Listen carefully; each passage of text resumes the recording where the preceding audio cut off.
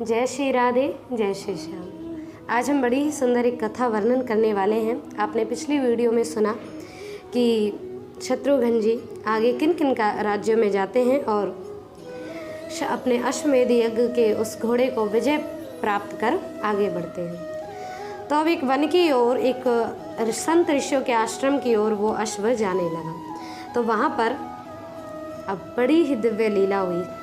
ऋषि वाल्मीकि जी के यहाँ पर दो शिष्य रहा करते, जो लव और कुश जिनका नाम था। तो लव कुश वो दोनों उस समय यज्ञ के लिए समिधा इकट्ठा, लकड़ियाँ इकट्ठी करने के लिए उस वन में भ्रमण कर रहे थे कि उस अश्वमेध यज्ञ के घोड़े को देखकर प्रसन्न हुए और उसके ऊपर जो लिखा था उसे भी पढ़ लिया और पढ़ करके उस यज्ञ के घोड़े को पेड़ से बांध करके बैठे।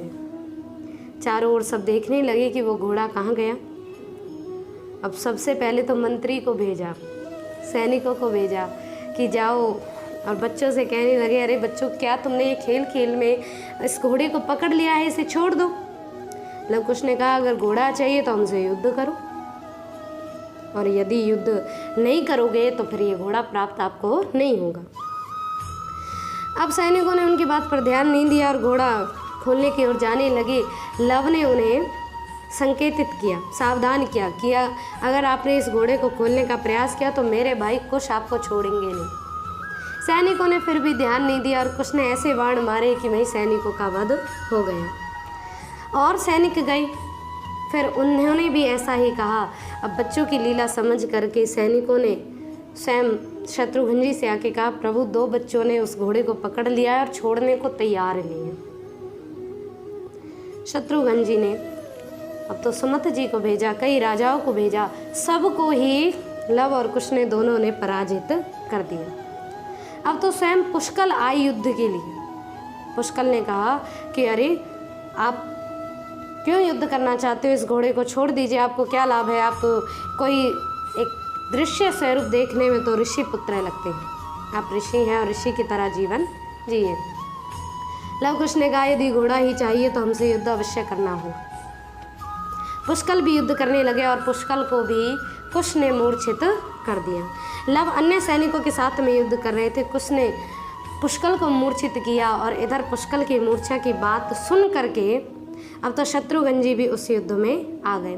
शत्रुघ्न जी भी जब उस युद्ध को करने लगे, शत्रुघ्न जी को भी मूर्छित कर दिया, सारी सेना को, सैनिकों को मूर्छित किया, मृतक कर दिया, राजाओं को मृतक कर दिया। लव कुश ने ऐसा पराक्रम दिखाया जिस पराक्रम के कारण सारी सेना को छिन्न भिन्न कर दिया।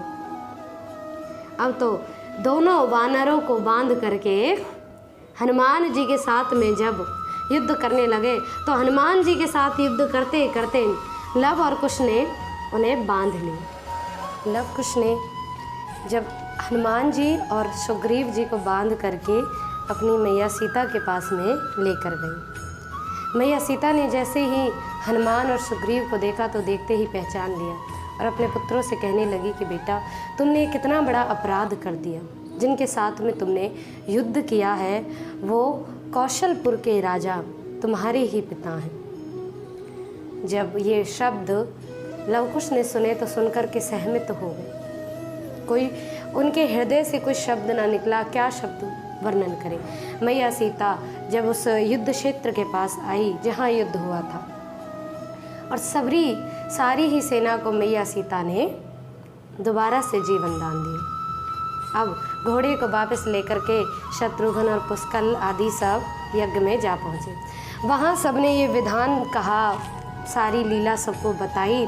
अब इधर प्रभु श्री राम वाल्मीकि जी से पूछने लगे। वाल्मीकि जी ने भी कहा। अब तो वाल्मीकि जी के पश्चात में प्रभु श्री राम ने लक्ष्मण को कहा कि जाओ लक्ष्मण, अब तुम सीता को बुला करके लाओ। लक्ष्मण को भेजा। लक्ष्मण मैया सीता के पास गए, प्रणाम किया, बारंबार प्रार्थना करी, लेकिन मैया सीता ने आने से इनकार कर दिया। अब तो प्रभु श्री राम के पास दोबारा लक्ष्मण आए और कहा कि प्रभु, उन्होंने तो मना कर दिया।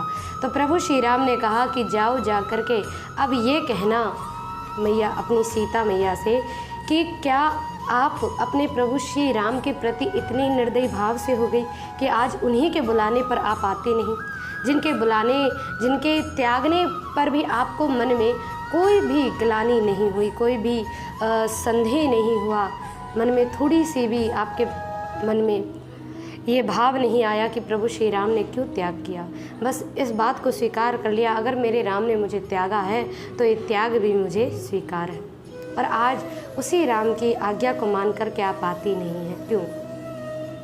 लक्ष्मण ने जाकर के वही शब्द कहे। मैया सीता इन शब्दों को सुन करके साथ में आई, प्रभु श्री राम को प्रणाम किया, वाल्मीकि इत्यादि सब ऋषि संतों को प्रणाम किया।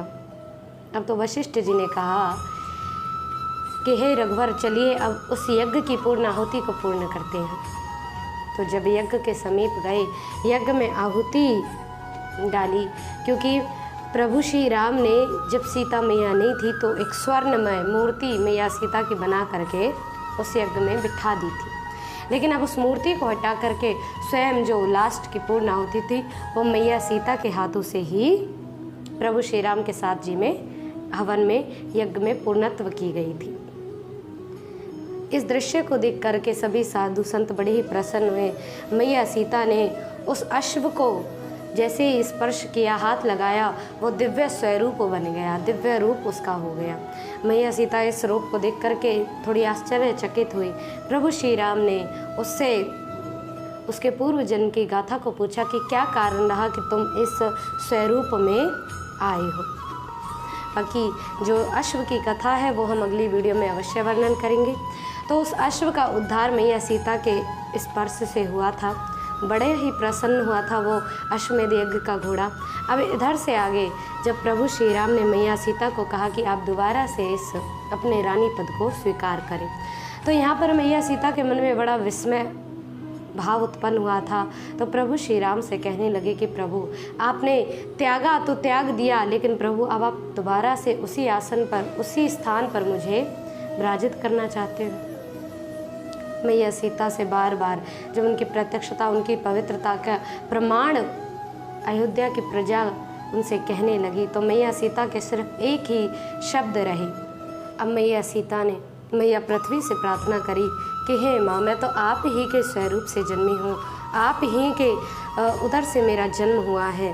हे माँ, मुझे दोबारा से अपने यहाँ स्थान दीजिए, अपने उस स्वरूप में मुझे स्थान दीजिए। उसी समय उसी सभा में धरती मैया, पृथ्वी मैया फट करके मैया सीता को अपने रूप में, अपने उदर में समाहित कर गई। उस दिन मैया सीता उस पृथ्वी में समाहित हुई थी।